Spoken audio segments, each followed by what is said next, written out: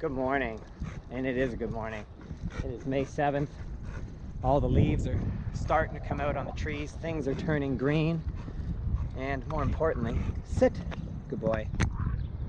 I have some short pants on today. Heel. Yeah, first day of shorts. And I'll put shorts on pretty early in the season, but it has been pretty miserable out. So it's the first like truly nice day that feels like just an awesome spring day. Day 16 with Weebey.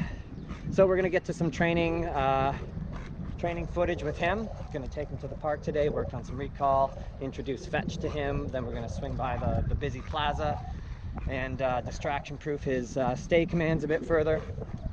But something I wanted to say today, I have to make an announcement. So as it stands right now, I have 3 more board and trains booked for this year. So last year I did 14 board and trains. Oh man, it was crazy. I did 14 board and trains last year because my prices were very low. I was charging $1,500 for a 3-week board and train. That's approximately a quarter of what a lot of people charge. So the reason I was doing that, I just kind of started up my business 2 years ago. So last year I began increasing my prices, and this year they just sort of are where they are. And at this point, my price is still about half of what other people charge for a board and train program.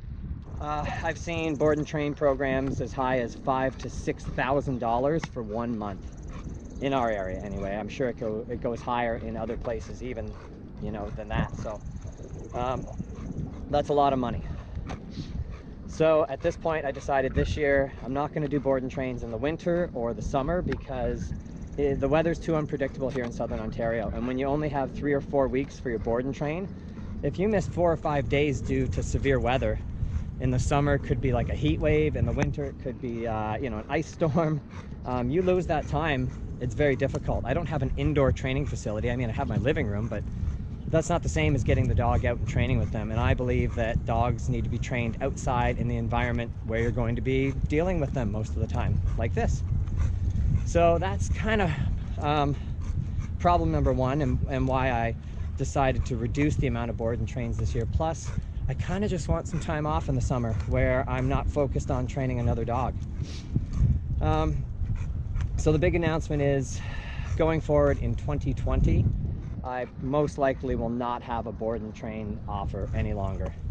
I currently do 15 private appointments a week. Each is an hour long, and I average about 30-minute drive between each appointment. So like each appointment's an hour and a half to 2 hours sometimes.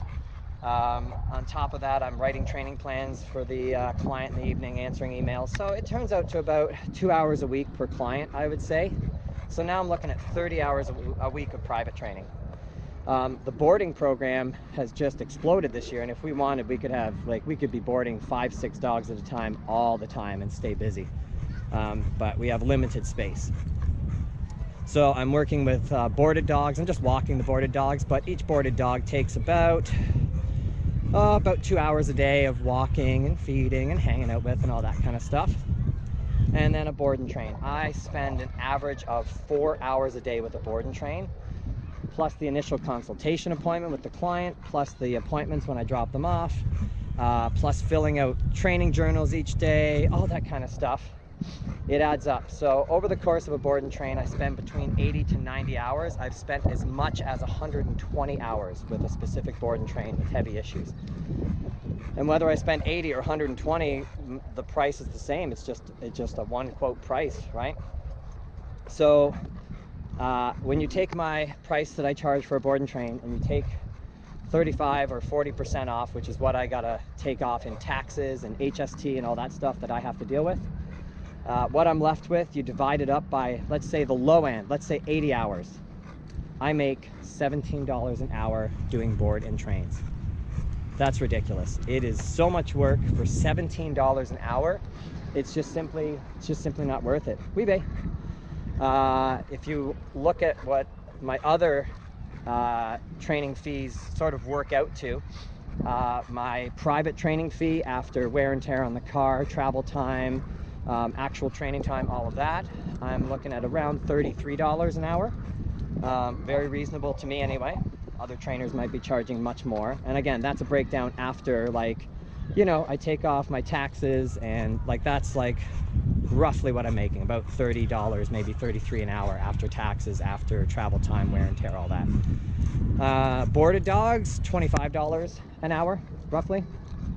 Okay, and then we get to board and train at about $17 an hour. So what would you guys do?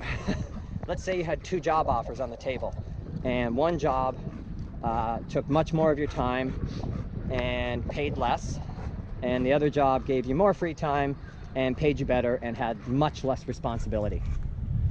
I think it's a no-brainer. And when it comes to just a business decision, it just doesn't make sense. When you look at it on paper, I'm generating a better income if I do private training and just boarding dogs.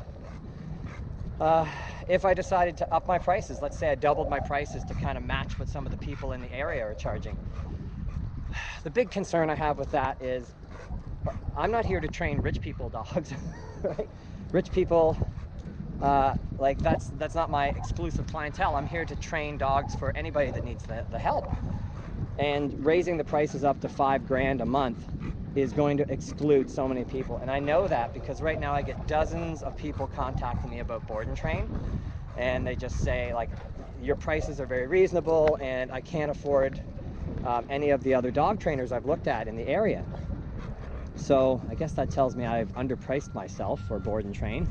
But I feel if I charge $5 grand a month, it's too much money to me. I mean, it would actually work out to be a fair wage for me, but it's too much, and it's going to exclude too many people from the board and train program. The other kind of issue over the last few years, I've learned a lot about board and train programs, just doing so many of them. Probably around 35 in the last couple of years now. And I'm going to screw this saying up, but there's an old saying, right? If you give a man a fish, he'll have dinner for tonight. If you teach a man to fish, he'll have dinner every night. So my point that I'm trying to make is, if I do a board and train, I return you the fish for dinner.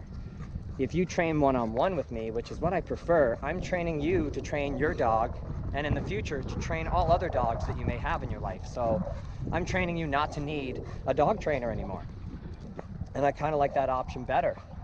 Also, there's always going to be a little bit of slippage when the dog goes home, because owners are never going to be, first of all, putting in the amount of time every day that I'm putting in. They're not going to be quite as structured, most likely, as I've been with their dog. So there's going to be little things that slip here and there. But if I can train you to train your dog, then you're getting the dog to that level, and you know how you got the dog there and how to maintain them much better than when I return the dog and I spend a few hours with you and then a follow-up lesson to ensure the dog's doing well. I think dogs do better if they're trained by their owners. And that brings me to yet another point. Dog training is very relationship based. So when I'm training your dog, like I'm training Weebey and I now have a very good training rapport and understanding, and he respects me and listens to me. When he goes home, I now have to help the owners build that same rapport, because he's got a history of his owners of not listening. So when he goes home, there's a chance he can just fall back initially into the old habits of not listening to his owners, unless his owners really are on top of what I recommend for Weebey. So that's a long-winded speech, sorry, and my apologies to the owners that probably just wanted to enjoy a video watching their dog get trained. But it was something that I wanted to mention. So yeah, still 3 more board and trains to go through this year, and I'm still excited about doing these board and trains. I just think next year, that'll be the end of board and trains. But this video is already at 9 minutes. My apologies. I'm just droning on, but just something I thought I would put out there, because I don't think a lot of people actually think of what it takes to do a board and train and what the cost involves and all of that stuff. And at this point, like, my wife and I bought a house last year, and there's so many things that I want to do to our house, and we just simply don't have the time, right? So something has to go this year. I can't keep working 80 hours a week, you know, week after week after week. It's affecting my personal life. It's affecting life goals that I just want to accomplish. And at the end of the day, I end up just not training with my dogs. That is even the biggest thing that's affected, I think, is about once a month now I get to train with my dogs. Other than that, I'm so focused on all the other dogs and the board and train that a lot of things in my life slip. So Deep breath. Sorry about the long-winded explanation there, but let's get the training with Weebey today and see how he's coming along. And I will keep posting the board and train videos for this year, and then going forward next year it'll probably just be boarding, and I will still be sharing dog training videos. It will be with our dogs, the way it used to be. All right, guys, we'll see you later. Let's get to training. Weebey, come. Yes, good boy. Sit. Hey, top notch, bro. There you go. Go. Yes. Stay.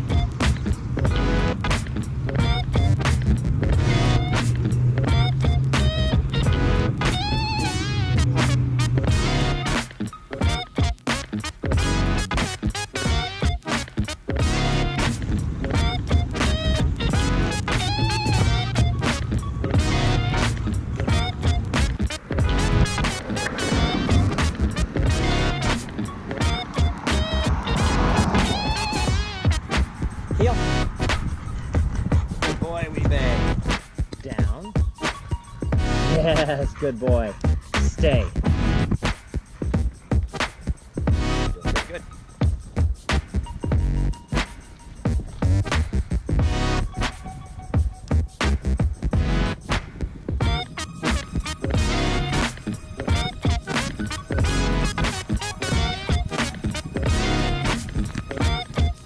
Yes, good boy. Weebey, heel. Yes.